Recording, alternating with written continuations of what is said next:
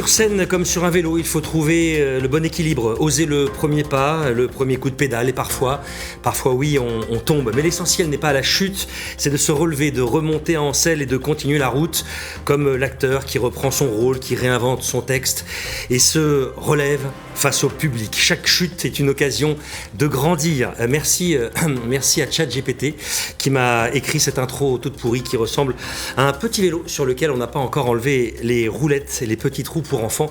Et pardon pour les petites blessures de cette chute de vélo cette semaine qui me rappellera quand même que le spectacle continue. On vous parle théâtre dans TV7 Week-end cette semaine avec le talentueux auteur et metteur en scène Alexis Michalik. Il est notre invité à l'occasion de la pièce de rentrée du Théâtre des Salinières à Bordeaux, Le Porteur d'Histoire. Une page se tourne du côté du Théâtre des Salinières avec une nouvelle direction et son directeur, un autre Alexis, viendra me rejoindre sur ce plateau. Bonjour Alexis Michalik. Et bonjour. Merci d'être venu dans TV7 Week-end. Bienvenue. Bravo à vous d'avoir survécu à cette terrible chute. Terrible chute, mais on est d'accord, on se remet toujours d'une chute. Je l'espère en tout cas. Vous en avez eu des chutes au théâtre? Évidemment, on a toujours des chutes au théâtre. On a toujours des chutes au théâtre. Quel succès, Alexis Michalik, vous êtes partout, on va en parler.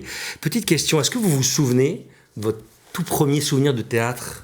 Vous étiez tout petit, Ouais. Cette sensation dans une salle. Mon premier souvenir de théâtre en tant que spectateur, Bien sûr.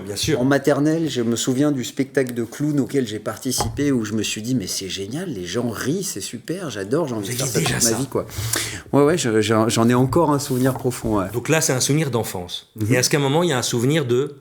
Il y en a plein. Nom de Zeus, je veux en faire mon job. Ouais, mais tous les grands, je les ai vus. J'ai eu la chance de grandir à Paris et mes parents m'amenaient au théâtre. Donc j'ai vu les spectacles d'Ariane Mnouchkine, Peter Brook, tous les grands du théâtre et où je me suis pris des claques très jeunes en me disant waouh, on peut faire ça au théâtre, quoi. C'est extraordinaire. Donc il y avait des soirs en fonction dans votre fauteuil, vous vous disiez un jour je serai là. Ouais, en tout cas, je l'espérais, quoi. Exactement. Mais je suis ravi d'y être. Alors, Le Porteur d'Histoire, pièce à succès immense, qui existe depuis plus de 10 ans, qui a été créée à Lyon, qui a cartonné à Paris. Vous avez eu combien de Molière? Ça a été créé à Avignon, en 2011. Ensuite, ça a été créé à Paris en 2013. C'est un spectacle qui a joué près de 4000 fois aujourd'hui. 4000 fois. On a fait des tournées un peu partout dans le monde. Et puis, il se joue encore à Paris, au Théâtre Montparnasse. Et on l'a créé avec des troupes locales. D'abord à Lyon, il y a quelques années. Ça avait très bien marché. Et puis ensuite à Nantes, au Théâtre Sans Nom. Ça avait encore très bien marché. Incroyable. Et on s'est dit, est-ce qu'on ferait pas la même chose à Bordeaux? Et tant qu'à faire, histoire de joindre l'utile et l'agréable, on a carrément racheté ce théâtre des Salinières pour pouvoir l'ouvrir avec ce spectacle, Le Porteur d'Histoire. On va en parler avec son directeur. Quand vous allez vous promener à Paris, vous voulez aller au théâtre, vous avez Le Porteur d'Histoire, mais vous avez aussi plein d'autres pièces d'Alexis Michalik. Vous avez celle-là. Ça, c'est l'affiche du Porteur. Ça, c'est une des photos du Porteur d'Histoire. Ça, c'est même l'équipe bordelaise du Porteur d'Histoire. Exactement. Allez, une autre. Je vois très bien. Mais il y a aussi les affiches. Toujours Le Porteur d'Histoire. Ça, on est au Porteur d'Histoire. Mais il y a des affiches que je voulais vous montrer qui sont à Paris et que vous pouvez voir. Il y a Edmond, évidemment. Edmond, l'histoire d'Edmond Rostand. Ah, bien joué. Edmond, au Palais Royal, l'histoire d'Edmond Rostand qui est écrit, évidemment, Cyrano. Il y a aussi... Il y en a d'autres. Il y a Intramuros, énorme succès. Encore vous, Alexis Michalik, les producteurs. Ça reprend le 1er octobre avec Florent Père et Alexandre Fétroni. Et ça, c'est Passeport. On est passé à Passeport, qui revient. Non, mais il y en a tellement en même temps. Qui reprend également le 1er octobre. Ouais, il y a plusieurs. 5 pièces écrites par Alexis Michalik. Vous dormez quand?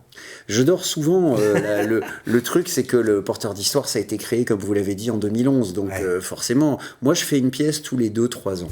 Et après, ça me laisse le temps de réfléchir. Passeport, ça date de 2022, je crois. 2024. Et donc, la prochaine, ce sera pour dans un an. C'est quand même étourdissant de se coucher le soir et de se dire, à l'heure où je me couche, des milliers de gens, dans plein de théâtres à Paris, et pas les plus petits, sont en train de voir tout ce que j'ai créé. Il y a quelque chose quand même d'étourdissant, non? C'est étourdissant, mais je pense qu'il faut justement avoir un petit peu de recul et continuer à créer, sinon on devient fou et on se repose un peu sur ses lauriers. Donc c'est pour ça que je suis là à Bordeaux avec cette troupe du Porteur d'Histoire. Exactement. Petite transition toute trouvée. Bravo, le roi de la transition. Le Porteur d'Histoire, la pièce commence sur un fait divers, la disparition d'une mère et de sa fille en Algérie. Alors c'est très compliqué à expliquer parce que les personnages jouent plein de périodes, plein de gens, des inconnus et des illustres célébrités du monde littéraire et autres. Mais en tout cas, finalement, vous dites que l'important, c'est pas l'histoire, c'est la façon de la raconter. Ouais. Ça part d'un postulat où on va parler de l'histoire, de la petite histoire, de la grande histoire qui vont se mélanger. Et effectivement, c'est un spectacle qui nous a posé pas mal de problèmes la première année à Avignon, parce qu'on tracte à Avignon. Oui, bien sûr. Et c'est très difficile de résumer ce spectacle. On disait, s'il vous plaît, juste venez. Et après, vous comprendrez. Voilà, vous comprendrez. Donc, ça mêle effectivement plusieurs époques, plusieurs histoires qui s'entremêlent et qui, à la fin, finissent peut-être par n'en former qu'une. En tout cas, le mieux, c'est de venir pour comprendre de quoi on parle. Ce qui est très beau finalement, c'est qu'il y a un message, sans rien dévoiler, mais il y a un message d'humanité, que l'on soit une toute petite personne paumée qui a eu une vie difficile à l'autre bout du monde, ou le plus grand auteur connu encore sur la planète, on est sur cette même petite planète. Oui, c'est très juste. J'avais jamais analysé le spectacle comme ça, mais j'adore votre analyse. On est tous sur cette même petite planète. Oui, en tout cas, on est tous connectés. Peut-être. Parce qu'on voit dans cette pièce une femme un peu perdue, toute seule, un peu abandonnée en Algérie, abandonnée par son mari, une femme qui est abandonnée par son mari en Algérie n'existe plus vraiment, n'a plus vraiment de droit. Et puis on passe à Alexandre Dumas, Eugène Delacroix. Donc on passe de gens totalement inconnus à des illustres noms. Effectivement, c'est une pièce sur le pouvoir de l'histoire, le pouvoir du récit et de la narration. On va parler de livres, on va parler de dates, on va parler de la grande histoire, et tout ça va s'entremêler. Et au final, la phrase qui est énoncée au début, c'est « tout est fiction ». Parce que le passé est fiction. À partir du moment où le passé est le passé, ça n'est plus, ça appartient au domaine de la fiction. Le futur l'est aussi, et il ne nous reste que ce petit moment de présent. Ce petit moment de présent, c'est quoi ? C'est l'éphémère. Et l'éphémère, c'est le théâtre. Exactement, le passeur d'histoire, pièce exceptionnelle, le porteur d'histoire, pièce exceptionnelle avec des comédiens incroyables qui jouent plein de rôles. Voici l'ambiance, quelques images au Théâtre des Salinières, regardez.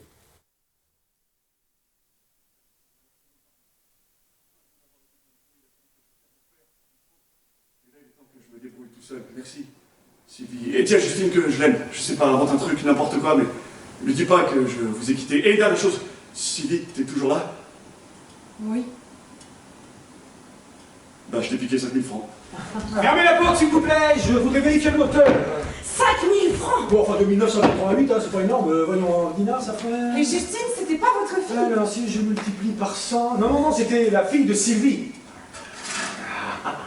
Et donc, j'ai quitté la France le lendemain. Mais qu'est-ce que vous faites? Ah oui, j'ai négocié de faire un tour de site, je le fais à l'atterrissage. Attendez, vous lui avez parlé 5 minutes et il vous confie son avion? Que voulez-vous aussi, il y a une chose que je crois savoir faire, c'est raconter des histoires. Mais vous savez piloter? Ah oui, j'ai pris des cours par correspondance. Check. Maman, c'est pas... Là, puis je lui ai laissé ma Jeep comme caution. Maman, laissez-nous descendre. Ah, trop tard, l'avion est en marche. Et les ceintures, alors Donc, comme je vous disais, j'ai quitté la France. Concentrez-vous sur l'avion. Maman. Mais ne vous inquiétez pas, j'ai déjà fait ça plein de fois. Combien de fois? Au moins 2. Vous avez pensé à sortir dans le métro? Le métro? Attention, je mets les gaz. Le métro. Complice-moi.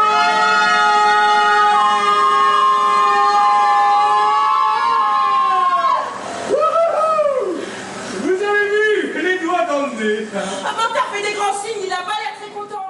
Et voilà, un vol au-dessus de l'Algérie absolument incroyable, on s'y croirait. Bonjour Alexis Plaire. Bonjour. Monsieur le directeur du Théâtre des Salinières. Oui. Merci d'être avec nous sur ce plateau. Bonne rentrée. Merci à vous de nous inviter. On est ravis, vous démarrez fort là. Ouais. Un Alexis Michalik en chair et en os et une pièce incroyable qui cartonne partout, qui cumule des milliers de spectateurs. Et donc ça commence ce week-end. Ça commence ce soir. Qu'est-ce qu'on se dit là quand ça démarre l'aventure là? Déjà, ils sont prêts, donc on a hâte qu'ils puissent rencontrer le public. Ouais. Et comme vous le disiez, effectivement, on démarre très fort. Moi, je suis les filages depuis un petit moment déjà, et à chaque fois, je suis à fond dedans. Bien sûr. Je suis à fond, mais à fond. Je suis ému à chaque fin de spectacle parce que je me dis enfin, on a le porteur d'histoire à Bordeaux. Incroyable. Non, je suis très heureux. J'aimerais vous faire écouter un son, messieurs, qu'on a calé. Un son. Qu'est-ce que ça vous évoque, vous, quand vous l'entendez, ce son? C'est une moto. C'est une moto qui débat. C'est satané 3 coups. Ouais, on les fait plus. Hein, Bref, c'est vrai. C'est quand même un truc un petit peu hors du temps. Un petit peu daté, on va dire. Ouais. C'est la dans comédie, Edmond, on le fait parce que comédie ça française se et le passait à fond. Voilà, c'est ça, c'est de l'époque. Mais il n'empêche que ces 3 coups, ils se font dans la tête du comédien, même quand ils n'existent pas, avant que le rideau s'ouvre. Si vous voulez, en tout cas dans la vôtre, j'ai l'impression. C'est une tradition. Mais il y a plein d'autres traditions théâtrales qui perdurent. Les 3 coups, on l'a un petit peu perdu, je pense, à part dans à la Comédie Française ou dans les. Mais voilà, on se dit toujours merde, on n'a pas le droit de se. Ah, quand même. Il y a des mots qu'on n'a pas des le mots droit de dire au interdits, théâtre, comme un peu sur ce plateau ici. Effectivement. Exactement. Voilà, puisque les théâtres étaient construits à l'époque par des charpentiers de navires, et donc c'est les mêmes superstitions qui se retrouvent. Sur on un peut pas dire bateau. le mot corde. Exactement. On dit guinde. Sur un plateau, voilà, guinde, drisse, il y en a plein. Exactement. Mais oui. Mais finalement, ces 3 coups, ils ont existé aux Salinières pendant longtemps. On peut saluer Frédéric Boucher, qui a été le directeur des Salinières pendant plus de 20 ans. Bien sûr, oui, 27 ou 27 ans. 27 ans, je crois. Ça y est, il passe la main, il veut se reposer tranquille. Mais il a le droit. Il a le droit. Après avoir créé ce joli bébé qu'est les Salinières, après avoir été comédien, metteur en scène, oui, On est d'accord que le porteur d'histoire, ça casse un peu les codes de la programmation d'avant. Là, il y a une nouvelle façon de proposer aux spectateurs bordelais quelque chose de nouveau, d'original. Oui, non, c'est vachement important aussi avec l'arrivée d'Alexis et de ses associés à la gestion du théâtre, d'insuffler quelque chose de nouveau aussi au Théâtre des Salinières, tout en gardant aussi une programmation et d'avoir quelque chose de... que tout le monde soit content, en fait. Exactement. Comment c'est né cette aventure, Alexis? Parce que vous n'êtes pas seul, c'est un collectif de professionnels parisiens. Un jour, vous vous êtes dit, vous cherchez un théâtre. Ouais, c'est beaucoup. Les Salinières, ça correspondait bien. C'est beaucoup de directeurs de salle. Il y a Morgan Spielmaker de la Renaissance, Benjamin Belcourt, Camille Thor, Salomé Lelouch, le théâtre Montparnasse. Donc c'est vraiment, on est très nombreux. Et effectivement, à Lyon, il y a déjà la Comédie Odéon. À Nantes, il y a 2 théâtres privés. Et à Bordeaux, en fait, il n'y avait pas vraiment en plein centre-ville de théâtre qui programmait le genre de spectacle qu'on peut programmer nous, à Paris. Et les Salinières, il se trouve, étaient à vente. Heureusement, Frédéric Boucher avait envie de passer la main. Et le plateau est très beau, c'est très large. La salle est magnifique. C'est une structure Eiffel avec un haut plateau, ce qui veut dire qu'on n'est pas encaissé quand on est spectateur. Les fauteuils sont confortables. Bref, il y avait tout ce qu'il fallait pour qu'on se dise, avec cette situation idéale en plein centre de Bordeaux, ça nous intéressait beaucoup. Et Alexis, en fait, le théâtre est en ordre de marche. C'est-à-dire que parfois, on rachète un théâtre et c'est un peu un garage, rien ne va, il faut tout refaire, etc., tout péter. Là, non, tout fonctionne. Tout fonctionne. Ceux qui viendront voir le porteur d'histoire ne verront aucune différence entre ce spectacle et le spectacle qu'ils peuvent voir à Paris au Théâtre Montparnasse. Donc c'était parfait. Évidemment, on va changer des choses. On va notamment changer la programmation, puisque ce qu'on veut faire, c'est une programmation qui reprend des succès parisiens tels qu'on a pu les produire, mais avec des acteurs bordelais. Voilà, c'est ça. Le public qui ne peut pas aller à Paris va découvrir une production parisienne et les comédiens de Bordeaux vont aussi profiter d'une production parisienne. Absolument. Tout le monde y trouve son compte. Absolument. Alors le vrai changement aussi, Alexis Plaire, c'est que la programmation, parfois aux Salinières, vous aviez des dates, vous aviez des pièces où il y avait peu de dates. Là, l'objectif, c'est que le porteur d'histoire puisse être programmé longtemps. Exactement. Là, pour l'instant, c'est un gros changement pour nous aussi, mais on le joue jusqu'au 16 novembre. Ouais, c'est ça. Il y a une quarantaine de dates. Ouais, c'est rare. C'est ça. Très rare. En région, souvent, quand on rate une grosse pièce, on la rate. Exactement. Et donc voilà. Mais les réservations vont très très bien. C'est clair. Très content. Mais on est ravis pour vous. Quelle belle aventure pour toute la troupe des Salinières qu'on embrasse. Vous allez être où dans la salle, Alexis? Vous êtes où, vous? Toujours au fond? Au fond, parce que je veux voir le public. Ah, c'est bien. Et après, qu'est-ce qu'il y a? Prendre des notes. Prendre des notes, débrief. Bien sûr, classique. Mais surtout, là, ce soir, c'est la première, donc c'est la première fois qu'on va voir la salle pleine, on va dire. Jusqu'ici, ils ont eu quelques représentations pour se rôder. On a eu quelques invités qui sont venus faire la claque et rire un peu, mais là, c'est la première fois qu'on va prendre notre envol avec un public de payants. Et on peut saluer les comédiens de cette programmation qui sont très talentueux. Vous les citez tous. Simon Janin, Julie Hutto, Isoré Dupuis. Oui, Patrick Autier. Et Sébastien Giacomini. 5 talentueux comédiens, et on peut dire que bravo à eux parce que le casting a été dingue. Il paraît que vous avez reçu plus de 869 CV. 869 CV, c'est vous dire, voilà. Donc là, on a 5 comédiens talentueux, on leur fait un gros merde. Il est temps de rencontrer quelqu'un. Il est poète, il est écrivain, il aime nous offrir des mots qui nous font du bien. Il cumule beaucoup de followers sur les réseaux. Il s'appelle Les mots du marquis, regardez. Je vais te dire un truc qui va te faire du bien. Si parler d'amour suffisait, alors cela fait longtemps qu'on ne parlerait plus d'amour. Le bien que l'on fait n'efface pas le mal que l'on a fait. On passe plus de temps à parler d'amour qu'on ne le prouve, et c'est normal. Nous avons tant de problèmes à régler avant de pouvoir aimer comme il le faut.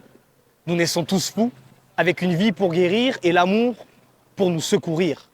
Ne compte pas trop sur les autres, car ils sont la cause de ton chagrin. Compte sur toi-même, car tu es responsable de ce qui t'arrive de bien. Voilà, Il s'appelle Les mots du marquis sur Instagram, des milliers de followers le suivent. Il nous offre très régulièrement quelques grammes de douceur dans ce monde de brut. Bonsoir Benjamin, bonsoir messieurs. Bonsoir. Je suis très heureux d'être avec vous ce soir et je viens vous parler d'un sujet qui m'est cher. Je ne suis là qu'un court instant, le temps de quelques minutes, mais assez longtemps pour partager une idée qui m'accompagne. Je crois qu'il faut voir la vie par 10 pour comprendre qu'elle passe vite. 10, 20, 30, on évite de compter. Il y a un moment dans la vie où l'on s'apprête à souffler une bougie, mais celle-ci n'est pas comme celle que l'on a éteinte jusqu'à présent, et elle ne sera jamais comme celle qui nous reste à allumer. Le cap des 30 ans, souvent redouté comme un premier bilan, peut aussi être un commencement. On dit qu'il y a un temps pour tout. Eh bien, je crois qu'il est surtout temps de commencer. Les débuts font peur, c'est pour ça qu'on en parle longtemps avant d'oser. Je suis de ceux qui pensent que la vie est trop courte pour être petite. Ne me parlez pas de mérite, la vie est une chance, oui, la vie est une chance. On pleure à la naissance, puis on peine à trouver un sens à l'existence.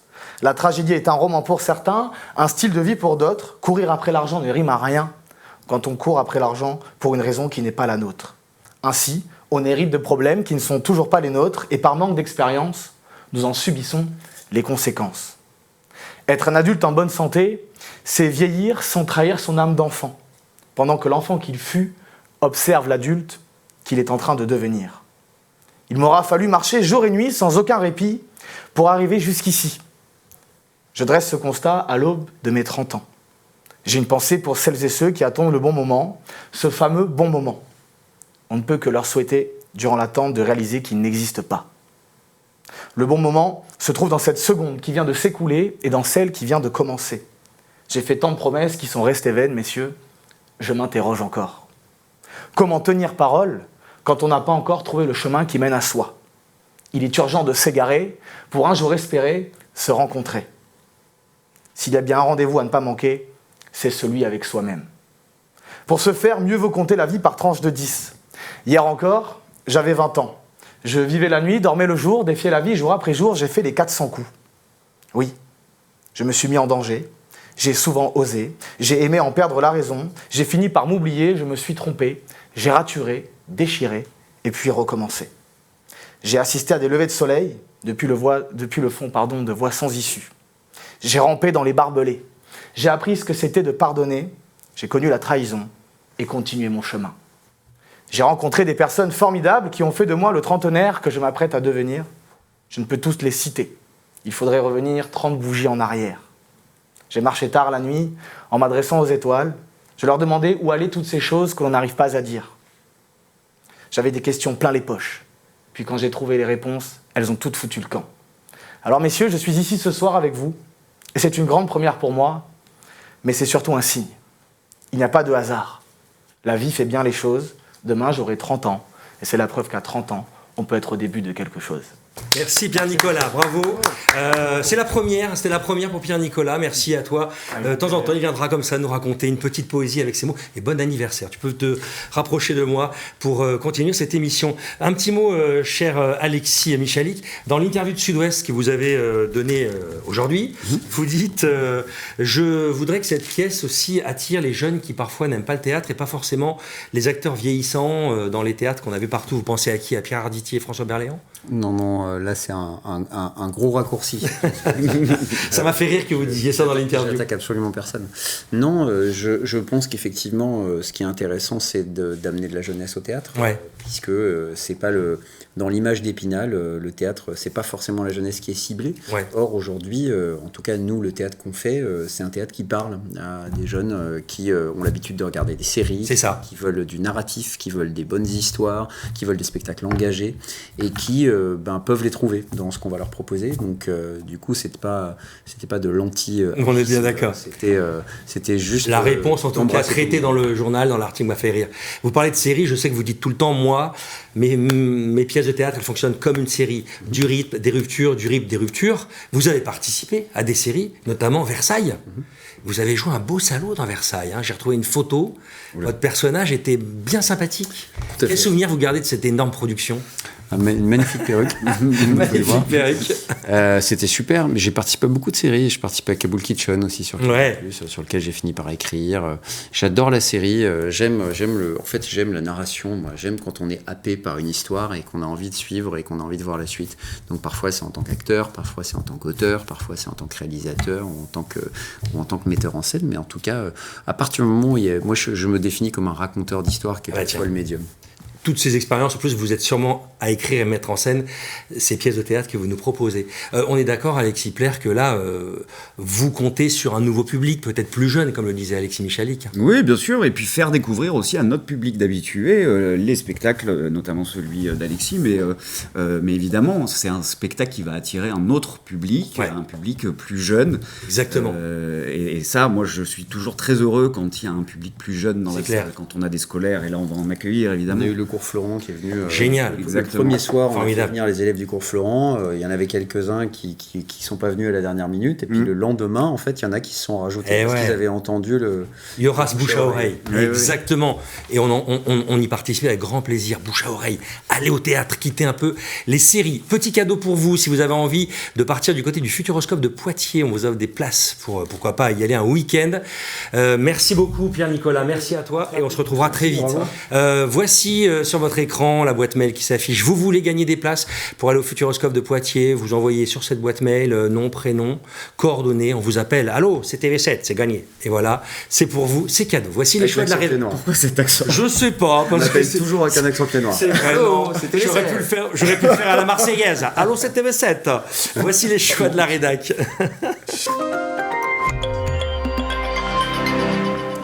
Les choix de la rédac, les journées du patrimoine, les journées européennes du patrimoine, c'est tout ce week-end l'occasion d'aller découvrir plein de beaux endroits qui ouvrent leurs portes, la mairie de Bordeaux, l'opéra et aussi, eh bien oui, le fameux phare de Cordouan, classé patrimoine mondial de l'UNESCO, phare qui est arrivé second du classement des monuments préférés des Français par France Télévisions.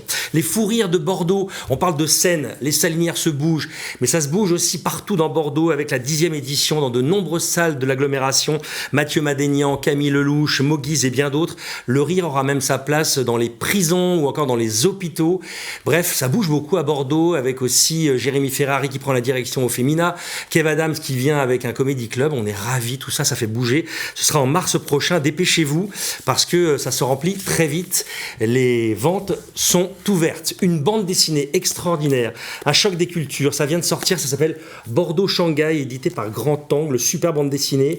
On est en plein cœur de l'actu bordelaise et chinoise entre 2008 et 2018, les investisseurs chinois avaient acheté près de 200 domaines dans le Bordelais. Puis l'euphorie est retombée, la crise est arrivée, le Covid à tel point qu'une cinquantaine de ces grands châteaux, et bien souvent prestigieux, sont à nouveau sur le marché. Choc des cultures dans ce vignoble où on découvre justement la culture chinoise et la culture bordelaise. Et puis de la musique pour terminer, car on termine toujours en musique dans TV7 Weekend, un groupe que vous allez entendre qui s'appelle No Money Kids. C'est un groupe français, c'est du jazz, blues, électro-blues, animal. Alors c'est un jeune groupe français, No Money Kids, qui se fait le reflet d'une génération do it yourself. On se débrouille avec ce qu'on peut, hein, ça vous plaît ça? Vous avez tous les deux appris dans ce métier, hein, on fait comme on peut avec ce qu'on a. Et ils se réinventent, ils s'affranchissent des choses et ça se passe du côté de l'iBoat ce samedi au bassin à flot. Et c'est un groupe qu'on adore. Allez voir leurs clips, ils sont absolument géniaux. Qu'est-ce qu'on peut vous souhaiter? Le succès, le bonheur. Du monde dans la salle. Du monde dans la salle. Des salles pleines. Des salles pleines. Tout le monde est au taquet aux salinières. Ah ouais, on est au taquet, on est surexcité. Bon là, vous allez aller les voir, vous allez les laisser tranquilles. Hein. Oui. On les laisse tranquilles et se reposer, en tout cas, y croire. Merci Alexis. Merci à vous infiniment. Merci Alexis. Merci Benjamin. À très vite dans TV7 Weekend. Bon week-end, salut.